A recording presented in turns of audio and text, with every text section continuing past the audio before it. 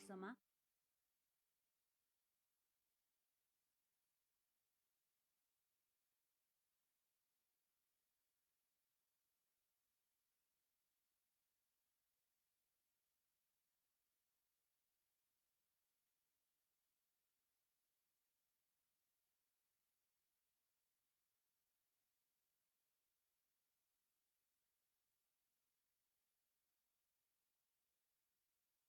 आदरणीय दिदीबहिनी तथा दाजुभाइहरू, आज विश्व कोरोना भाइरसको महामारीबाट आक्रान्त छ र यसका विरुद्धको लडाइँमा सरिक छ र त्यसका विरुद्ध हामी पनि लडिरहेका छौँ। यसै क्रममा मुलुक 62 दिनदेखि लकडाउनमा छ। कुनै मानवीय क्षति नहोस् भन्ने हाम्रो अथक प्रयासका बावजुद यसबीचमा नेपालभित्र हाम्रा 3 जना नागरिकको दुःखद निधन भएको छ। उहाँहरूसहित कोरोना भाइरसद्वारा स्वदेश तथा विदेशमा भएको मानवीय क्षतिप्रति दुःख व्यक्त गर्दछु र शोकाकुल परिवारजनमा म गहिरो समवेदना व्यक्त गर्दछु। बन्दाबन्दी आगामी जेठ 20 गतेसम्म जारी छ। यसले गर्दा हाम्रो समग्र अर्थतन्त्र र सम्पूर्ण देशवासीमा पुग्न गएको अप्ठ्यारोप्रति सरकार गम्भीर र संवेदनशील छ। कोरोना महामारीबाट जनतालाई मुक्त गर्ने, यसबाट सृजित सङ्कटबाट मुलुकको अर्थतन्त्रलाई रक्षा गर्ने र रोग तथा भोगबाट आफ्ना जनतालाई जोगाउने कामलाई सरकारले आफ्नो प्रमुख दायित्व ठानेको छ। दाजुभाइ तथा दिदीबहिनीहरू, 1 महिना अघि सम्बोधनका क्रममा मैले आउने साताहरू अझ चुनौतीपूर्ण हुने बताएको थिएँ। फागुन 3 गतेदेखि चैत 29 गतेसम्म झन्डै 2 महिनासम्म सङ्क्रमितको सङ्ख्या दोहोरो अङ्कमा ननाग्नु र मानवीय क्षति बेगर बन्दाबन्दीको पालना हुनुले विश्व स्वास्थ्य सङ्गठनले हाम्रो मुलुकलाई अति जोखिमबाट जोखिमको तहमा प्रगति भएको बताएको थियो। तर नयाँ वर्षको पहिलो हप्ता बितेसँगै महामारीको सङ्क्रमण फेरि विस्तार हुन थाल्यो। यति बेला सङ्क्रमितहरूको सङ्ख्या 600 नागेको छ। आसन्न जोखिमले हामीलाई थप सजग हुन, अझ उच्च योजनाका साथ सङ्क्रमणलाई नियन्त्रण गर्न र राज्यका सबै अङ्गहरूलाई महसुस हुने गरी अझ चुस्त र प्रभावकारी बनाउन माग गरेको छ। यस महामारीलाई नियन्त्रण गर्न प्रारम्भिक दिनका तयारीमा केही अलमल जस्तो देखिए तापनि हालसम्म आइपुग्दा हामीले लिएका कदमहरू सफल भएका छौँ।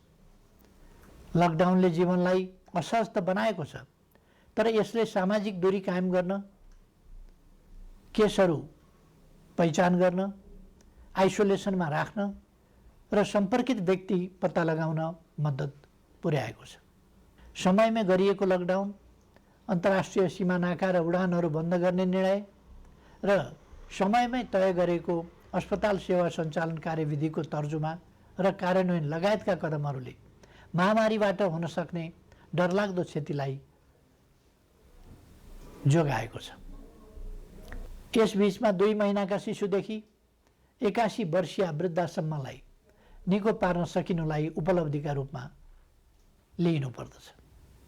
यसरी दक्षिण एसियाका कतिपय मुलुकहरूको तुलनामा नेपालमा महामारी नियन्त्रणको स्थिति प्रभावकारी छ, तर त्यो ढुक्क भएर बस्ने स्थितिमा भने छैन। कोरोना विरुद्धको हाम्रो लडाईँ निकै चुनौतीपूर्ण र लामो छ भन्ने यथार्थप्रति सरकार सचेत छ। आपूर्तिका सीमित स्रोत भएका कारण औषधि र स्वास्थ्य उपकरणको खरिदमा सिर्जना भएका केही अप्ठ्याराहरू हल भएका छन्। एकमात्र प्रयोगशालाबाट सुरु भएको कोभिड-19 को परीक्षणलाई 7वटै प्रदेशसम्म विस्तार गर्दै 20 भन्दा बढी प्रयोगशालाबाट अहिले तीव्र बनाइएको छ।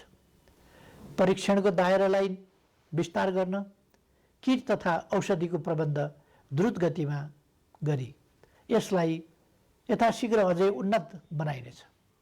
विज्ञहरूले दिएको सल्लाह बमोजिम कम्तीमा जनसङ्ख्याको 2% परीक्षण विस्तार गर्ने योजनामा सरकार छ। प्रत्येक स्थानीय तहलाई कोभिड-19सँग जुझ्न सक्ने गरी स्वास्थ्य सुरक्षा, स्वास्थ्य सेवा, आधारभूत वस्तुहरूको आपूर्ति र शान्ति सुव्यवस्था कायम गर्न सक्ने तुल्याउन सङ्घ र प्रदेश बीचको सहकार्यलाई थप प्रभावकारी बनाइनेछ। खास गरी क्वारेन्टाइनको प्रबन्ध, राहत वितरण, आपूर्ति प्रणालीको व्यवस्थापन र अनुगमनमा स्थानीय तहलाई सक्षम पार्ने गरी साझेदारी अघि बढाइनेछ।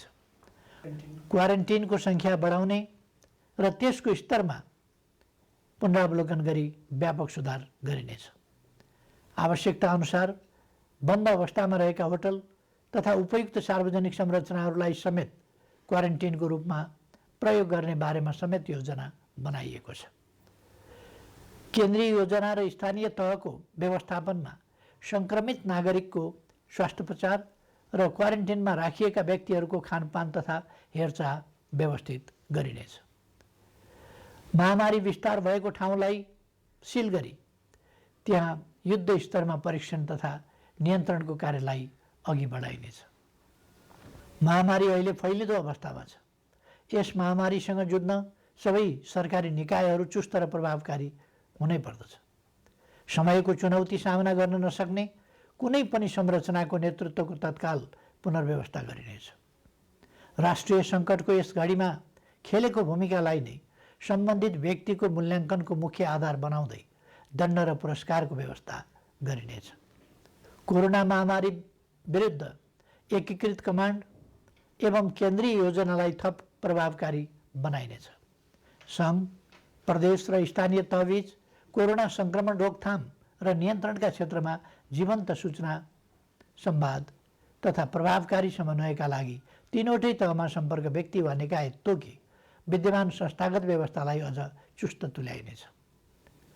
फैलिँदो महामारीप्रति चासो राख्ने र यस महामारी विरुद्धको लडाइँमा कुनै न कुनै रूपमा संलग्न विभिन्न पक्षलाई समेटेर एउटा परामर्शदात्री संयन्त्र छिटै घोषणा गरिनेछ।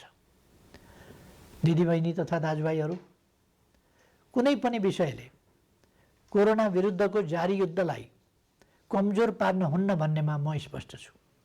मैले पहिले पनि भनेको छु, मानिसका लागि जीवन पहिलो कुरा हो। रोग वा भोक केहीबाट पनि हाम्रा देशवासीको जीवन जोखिममा पर्न नदिन सरकार हदैसम्म प्रयत्नशील रहन्छ। यस कार्यमा सरकार सबै देशवासीबाट आजसम्म प्राप्त सहयोगका लागि आभारी छ र आगामी दिनमा थप रचनात्मक सहयोगको अपेक्षा पनि गर्दछ। अहिले मुलुक बाहिर रहेका नेपालीहरूको घर फर्किने क्रम बढेको छ। मैले नेपालीहरूको ठुलो सङ्ख्यामा कार्यरत रहेका मुलुकका सरकार तथा राष्ट्र प्रमुखसँग गम्भीर संवाद गरेको छु। नेपालीहरूको अप्ठ्यारोमा सहयोग गर्न मैले गरेको आग्रहमा उहाँहरूले निश्चिन्त रहन आश्वस्त पार्नु भएको छ। म उहाँहरू सबैलाई धन्यवाद भन्न चाहन्छु। यसका अतिरिक्त कोभिड-19 को विश्वव्यापी सङ्क्रमणको कारणबाट उत्पन्न असहज परिस्थितिमा स्वदेश फर्कनुपर्ने अवस्थामा रहेका नेपालीलाई स्वदेश फर्काउने व्यवस्था सम्बन्धी विस्तृत योजना सहितको आदेश तत्काल जारी गरिनेछ। विश्वका जुनसुकै कुनामा अप्ठ्यारोमा परेका आफ्ना देशवासीहरूलाई सरकारले समयमै उद्धार गर्छ। समस्याको प्राथमिकता र देशभित्रको तयारीका बीच सन्तुलन मिलाउँदै यो काम छिट्टै सुरु गरिनेछ। सरकार आफ्ना नागरिकप्रति संवेदनशील छ, यसमा निश्चिन्त रहन म सबैमा आग्रह गर्दछु। विश्व स्वास्थ्य सङ्गठनको प्रोटोकल अनुरूप घर फर्कनेहरूको सीमा पार गर्नु अघि अनिवार्य परीक्षण हुनुपर्ने थियो, जसले महामारीलाई समुदाय स्तरमा फैलिनबाट धेरै हदसम्म जोगाउन सक्थ्यो। तर छिमेकी मित्र राष्ट्र भारतबाट अधिकांश घर फर्कनेहरू नियमको पालना र परीक्षण बिना नै अनेक कष्ट झेल्दै ठुलो सङ्ख्यामा सीमा पार गरिरहनु भएको छ। परीक्षणको अभावमा महामारी तीव्र गतिमा फैलिनमा यसले पनि योगदान गरिरहेको छ। स्वदेश भित्रिसक्नुभएका दाजुभाइ दिदीबहिनीहरूले छिटो परीक्षण गर्न, सामाजिक दूरी कायम गर्न, सुरक्षित ढङ्गले क्वारेन्टाइनमा रहन र अन्य नियमहरूको पालना गर्न जरुरी छ। यस काममा उहाँहरूलाई आवश्यक सहयोग पुर्याउने थप दायित्व स्थानीय तहको काँधमा आइपरेको छ। यस्तै अवस्थामा जनस्तरमा पारस्परिक सहयोगको आवश्यकता हुन्छ। जनताबीचको आपसी सहयोग र सजगतामा मात्रै कोरोना जस्तो महामारीको सङ्क्रमणलाई नियन्त्रण गर्न सकिन्छ। हामी स्पष्ट हुनुपर्दछ। कोही पनि रहरले मात्र विदेशिएको हुँदैन। कोरोना सङ्क्रमण जो कसैलाई पनि हुन सक्छ। कसैले पनि इच्छाले सङ्क्रमण बोकेर फर्किएको पनि हुँदैन। कसैको पनि बोली र व्यवहारबाट घर फर्किएकाहरूको आत्मसम्मानमा चोट नपुगोस् भन्नेमा सचेत रहन म सबै देशवासीहरूलाई आग्रह गर्दछु। घर फर्किएका सबै दिदीबहिनी दाजुभाइहरूलाई आफ्ना कारणले आफ्नो परिवार, छरछिमेक तथा समुदायमा महामारी नफैलियोस् भन्नेमा सतर्क रहन र चिकित्सक तथा प्रशासनको सल्लाह बमोजिम स्वास्थ्य सम्बन्धी अन्य नियमहरूको पालना गर्न अनुरोध गर्दछु। अप्ठ्यारो बेलामा केही तत्त्वहरू जनतामा भ्रम फिजाएर आफ्ना अलग स्वार्थ र उद्देश्यहरू पुरा गर्न सक्रिय हुन सक्दछन्। यसरी जनतालाई भ्रमित गर्दै समाजमा असन्तोष फैलाउन उद्धत गैर जिम्मेवार तत्त्वहरूको बहकावबाट सतर्क रहन समेत आह्वान गर्दछु। विश्वव्यापी प्रवृत्ति र हाम्रो मुलुकमा त्यसको प्रभावलाई हेर्दा यस महामारीको सङ्क्रमण अझै केही अवधि जारी रहने देखिन्छ। समुदायमा सङ्क्रमण थप विस्तार हुन नदिन आवश्यक सावधानीका साथ केही नयाँ कदमहरू चालिनेछ। महामारीका कारण माध्यमिक शिक्षा परीक्षा एसईई सञ्चालन हुनुभन्दा 2 दिन अगाडि स्थगित गर्नु परेको थियो। यो परीक्षा सञ्चालन हुन नसक्दा लाखौँ विद्यार्थी अहिले अन्यलमा छन्।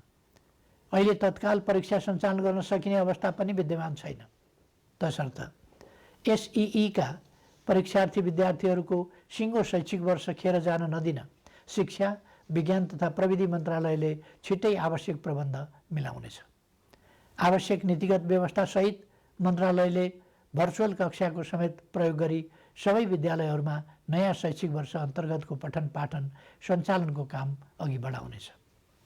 कोरोना भाइरस महामारीको जोखिम न्यून गर्दै आवश्यक आर्थिक क्रियाकलापलाई सुचारू गरिनेछ। सरकारको नीति तथा कार्यक्रममा जोड दिइए अनुरूप खेतीपातीको याम खेर जान नदिन सामाजिक दूरी र आवश्यक परहेजलाई ख्याल गरी कृषि कार्य अघि बढाइनेछ। समुदायमा सङ्क्रमण फैलिन नदिन मानिसको आवागमनलाई आवश्यक मात्रामा सीमित गर्ने गरी प्रशासनिक कडाइलाई भने कायमै राखिनेछ। कोरोना महामारीका कारण थपिन सक्ने गरिबी र बेरोजगारीलाई समाधान गर्न कृषि क्षेत्रको अहम भूमिका हुने कुराप्रति सरकार सचेत छ।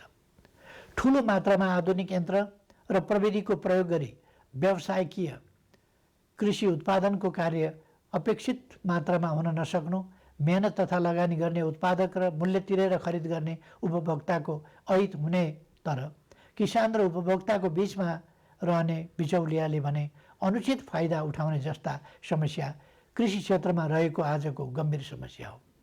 यस समस्यालाई सम्बोधन गर्न आवश्यक खाद्य वस्तुहरूको आयातलाई घटाउने, कृषिमा आत्मनिर्भर हुने, क्रमशः कृषि उत्पादनको निर्यात तीव्र पार्ने र कृषि क्षेत्रमा ठुलो मात्रामा रोजगारी र स्वरोजगारी सृजना गर्ने कार्यक्रम हालै संसदबाट नीति तथा कार्यक्रमका रूपमा पारित गरिसकिएको छ। कोरोना महामारीका बीच पनि अर्थतन्त्रलाई चलायमान राख्ने र राष्ट्रिय गौरवका आयोजना लगायत कतिपय विकास आयोजनालाई अगाडि बढाउने हाम्रो प्रयास र प्रयोग सफल भएको छ। कोरोना महामारी बीच पनि माथिल्लो तामाकोशी, मेलम्ची, पोखरा, भैरवा र काठमाडौँ विमानस्थल निर्माण विस्तार तथा रानी पोखरी, धरहरा लगायत पुनर्निर्माणका काम अगाडि बढाउन सकिएको छ। यसले कोरोनालाई छल्दै विकासका काम अगाडि बढाउन सकिन्छ भन्ने पुष्टि भएको छ। अब नियन्त्रणको सीमाभित्र रहन सक्ने थप उद्योगहरूलाई सञ्चालनको अनुमति दिइनेछ। काममा आउने आफ्ना श्रमिकलाई समुदायमा छ्यासमिस नहुने प्रबन्ध गर्ने शर्तमा जुन जुन जिल्लाका श्रमिक हुन् तिनीहरूलाई पहिले कोरोना परीक्षण गरी प्रशासनको निगरानीमा उद्योग व्यवसाय सञ्चालन हुने स्थानमा ल्याउने प्रबन्ध मिलाइनेछ। सम्बन्धित उद्यमीले आफ्नो व्यवसायमा रहने श्रमिकहरूले तोकेको प्रोटोकल पालना गरे नगरेको अनुगमन आफै गरी त्यसको नियमित जानकारी सम्बन्धित प्रशासनिक निकायमा गराउनु पर्नेछ। यसको प्रभावकारिताको आधारमा क्रमशः थप व्यवसाय सञ्चालनको प्रक्रिया अघि बढाइनेछ। दैनिक आवश्यक वस्तुहरूको आपूर्ति सहज तुल्याउने र आन्तरिक उत्पादन वृद्धिका लागि कच्चा पदार्थदेखि उत्पादित वस्तुको बजारसम्मको श्रृङ्खला अवरुद्ध हुन दिइने छैन। आवश्यक वस्तुहरूको आन्तरिक ढुवानी र आयात निर्यात सहज बनाइनेछ। कोरोना महामारीको असरबाट क्षति भएका औद्योगिक व्यावसायिक क्षेत्रका लागि राहत सुविधाको व्यवस्था सरकारले गर्नेछ। यस्ता सुविधामा कर सहुलियत, शुल्क मिनाहा, कर्जाको ब्याज सहुलियत, सहज ऋणको उपलब्धता एवं विद्युत लगायतका क्षेत्रमा दिइने छुटहरू पर्नेछन्। निजी क्षेत्र सबल नहुँदा अर्थतन्त्र सबल हुन सक्दैन भन्ने यथार्थलाई सरकारले राम्रोसँग बुझेको छ। शिथिल बन्न पुगेको अर्थव्यवस्थालाई दुरुस्त गर्न आवश्यक आर्थिक पुनरुत्थान सम्बन्धी विस्तृत प्रस्ताव अर्थ मन्त्रालयले छुट्टै जारी गर्नेछ। यस अप्ठ्यारो समयमा अपाङ्गता भएका व्यक्ति वा अन्य कसैको पनि राज्यले उपलब्ध गराउँदै आएको सामाजिक सहायतामा कटौती गरिने छैन। सामाजिक सुरक्षाको दायरा फराकिलो पारिनेछ। योगदानमा आधारित सामाजिक सुरक्षा प्रणालीलाई परिमार्जन गरिनेछ। यस प्रणालीमा आबद्ध सबै श्रमिकहरूको सामाजिक सुरक्षा कोषमा गर्नुपर्ने योगदान रकम हाललाई सरकारी कोषबाटै मिलान गरिनेछ। श्रम गर्नै नसक्नेलाई राहत दिउँ, बाँकी सबैलाई काम दिउँ र आर्थिक रूपमा भर्ते गरौँ भन्ने मान्यतामा सरकार दृढ छ। प्रधानमन्त्रीको नेतृत्वमा रहेको प्राकृतिक विपत्ति न्यूनीकरण तथा समस्या समाधान कोष र गृहमन्त्रीको नेतृत्वमा रहेको प्राकृतिक विपत्ति राहत कोषमा समेत रहेको रकमको महत्त्वपूर्ण हिस्सा कोरोना सङ्क्रमण रोकथाम, नियन्त्रण तथा उपचार कोषमा हस्तान्तरण गरिनेछ, जसबाट कोरोना रोकथाम, नियन्त्रण र उपचारमा थप योगदान पुग्नेछ। यति बेला विदेशमा रोजगारी गुमेर ठुलो सङ्ख्यामा हाम्रा श्रमिकहरू स्वदेश फर्किनु भएको छ। साथै कोरोना महामारीका कारण नेपालमा कार्यरत विदेशी श्रमिकहरू पनि ठुलो सङ्ख्यामा आफ्नो देशमा फर्केको या फर्कने अवस्था रहेको छ। मुलुकमा विद्यमान र यस्ता विभिन्न ढङ्गले सिर्जना भएका रोजगारीका अवसर, विदेशमा रोजगारी गुमाएर स्वदेश फर्किएका र स्वदेशमै रोजगारविहीन नेपालीहरूलाई उपलब्ध गराइनेछ। यसका लागि आवश्यक पर्ने उपयुक्त सिप र तालिमको व्यवस्था सरकारले गर्नेछ। कृषि, साना तथा मझौला उद्योग, व्यवसाय, निर्माण तथा सेवा क्षेत्रमा स्वरोजगारी सृजना गरी आत्मनिर्भर अर्थतन्त्रको गन्तव्यमा अघि बढ्ने विषय पहिले नै चर्चा गरिएको छ। सङ्घ, प्रदेश र स्थानीय तहको सहकार्यमा पारिश्रमिक सहितको जनसहभागिता र प्रविधि सहितको श्रममूलक विकास निर्माणका कार्यहरू स्थानीय तहमा सञ्चालन गरिनेछ। प्रधानमन्त्री रोजगार कार्यक्रम अन्तर्गतको रोजगार सेवा केन्द्रलाई श्रम ब्याङ्कको रूपमा अघि बढाई सूचीकृत श्रमिकलाई उपलब्ध रोजगारीमा परिचालन गरिनेछ। स्थानीय तहहरूले स्वदेश फर्की बेरोजगार रहेका र स्वदेशमै रही रोजगारीको अवसर नपाएकाहरूलाई रोजगार सेवा केन्द्रमा दर्ता हुनका लागि सहजीकरण गर्नेछ। दिदीबहिनी तथा दाजुभाइहरू, कोरोना भाइरसको महामारी हत्तपत्त नहट्न पनि सक्छ भन्ने वास्तविकतालाई हामीले आत्मसात गर्नुपर्दछ। भाइरसको औषधि छैन, यस भाइरसको पनि औषधि छैन। विज्ञहरू भनिरहेका छन्, यस भाइरसका विरुद्धको नयाँ खोप पत्ता नलागेसम्म यस महामारी विरुद्ध नियन्त्रण गर्ने उपलब्ध उपाय भनेकै हाम्रो आनीबानी र आहार विहारमा आवश्यक सतर्कता अपनाउनु हो। हालसम्मका उपायहरू हुन् भाइरसलाई व्यक्तिबाट व्यक्तिमा सर्न नदिन, सामाजिक दूरी कायम गर्ने र हरेक व्यक्तिमा प्रतिरोधी क्षमता वृद्धि गर्ने। सोचौँ, हुने खाने हुन् वा हुँदा खानेको अचारको रूपमा होस् वा तरकारी, हाम्रा भान्सामा प्रयोग हुने केही तत्त्वहरूमा किन समानता पाइन्छ? किनकि त्यसमा औषधीय तत्त्व छ। हाम्रा पूर्वजहरूले हजारौँ वर्ष अगाडिदेखि गहिरो अनुसन्धान गरेर प्रचलनको रूपमा अगाडि सारेका, हाम्रो भान्सामा प्रयोग हुँदै आएका ती औषधीय तत्त्वले रोगको प्रतिरोध क्षमता बढाउन बल पुर्याइरहेका छन्। तसर्थ निरोगी नेपाल निर्माणका लागि 5 कार्य गर्न आग्रह गर्दछु। पहिलो, यस महामारीसँग लड्दै निरोगी नेपाल निर्माणमा आफूलाई तयार राख्न उपलब्ध आहारलाई स्वच्छ र सन्तुलित बनाऊ। दोस्रो, लकडाउनको समयमा उपलब्ध फुर्सदलाई स्वस्थ रहन उपयोग गरौँ। शारीरिक र श्वास प्रश्वासको चुस्तताको लागि घरैभित्र व्यायामलाई निरन्तरता दिउँ। तेस्रो, भाइरस फोहोरमा रमाउँछ। आफ्नो शरीर र वासस्थान दुवैको सरसफाइमा एकदमै ध्यान दिउँ। चौथो, स्वस्थ रहनका लागि पर्याप्त आराम आवश्यक छ, यसमा ध्यान दिउँ। पाँचौँ, उच्च मनोबल कायम राखौँ। भय र त्रास, चिन्ता र आशंकाले रोगव्याधिका विरुद्धको लडाइँमा कमजोर तुल्याउँछ। कोरोना भाइरसबाट जीवन गुमाउनेको सङ्ख्या प्रतिशतमा हेर्ने हो भने हामीले सामान्य ठानेका मौसमी रुगाखोकीबाट मर्नेको भन्दा कम छ भन्ने त तथ्याङ्कले नै बताएको छ। नबोलौँ, हरेक चुनौतीको सामना गरेर नै मानव जाति आजको स्थानमा आइपुगेको हो। मानव जातिले सभ्यताको इतिहासमा असाधारण प्रतिकूलताहरूको सामना गरेको छ। हिमयुग जस्ता अनेक कठिन समय पार गरेको छ।